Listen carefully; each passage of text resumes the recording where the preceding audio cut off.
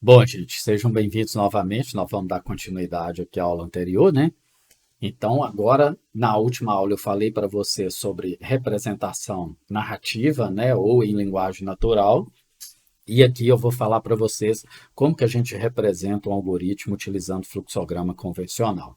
Né? Então, o que, que é um fluxograma? É uma representação gráfica de algoritmos, né? Utilizando aí formas geométricas. Então, a gente vai seguir essa mesma característica, uma sequência de passos para resolver um determinado problema, para atingir um determinado objetivo, e esses passos devem ter uma finitude, né? Deve ter início e fim. Então, o fluxograma é muito importante para isso, né? Tal propriedade facilita o entendimento das ideias contidas no algoritmo. Então, se a gente pegar em diversas áreas, vocês podem perceber que utiliza fluxograma para resolver, para mapear aí, para propor determinadas soluções, para validar essas soluções.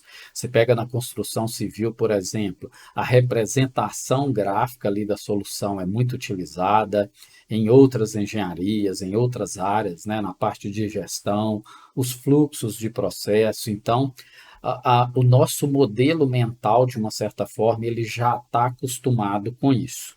Então, isso é muito importante. Então, tal propriedade facilita muito esse entendimento das soluções propostas. Então, ela é uma forma que está intermediária aí a descrição narrativa e o pseudocódigo, a implementação disso numa linguagem natural, numa linguagem estruturada, né? Então, se a gente pegar um fluxo do processo de aprendizagem, do processo de implementação aí de algoritmo, você vai ter a descrição narrativa, o fluxograma e depois a implementação disso numa determinada linguagem, tá? Aqui algumas formas de representação.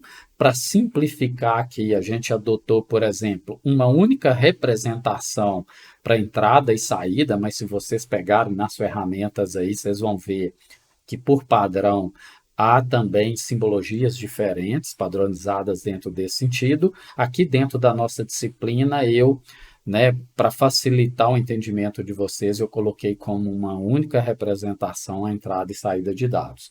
Então, você tem aqui o início do processo, a parte aqui de processo, de cálculo e etc.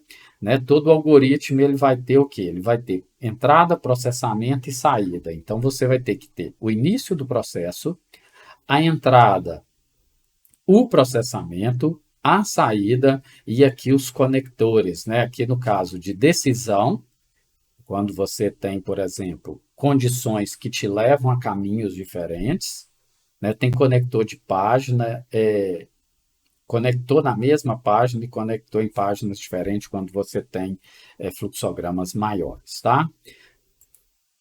Aí nessa aula, na próxima aula, eu vou mostrar para vocês essa parte aqui, né, de como implementar o fluxograma, né? Nessa aula a gente fez mostrando aqui para vocês essas simbologias e todo esse essa linha do tempo aí na implementação de um determinado algoritmo, como que é a sequência de passos para resolver um determinado problema de forma algorítmica, de forma computacional, tá bom? Um grande abraço e espero vocês na próxima aula.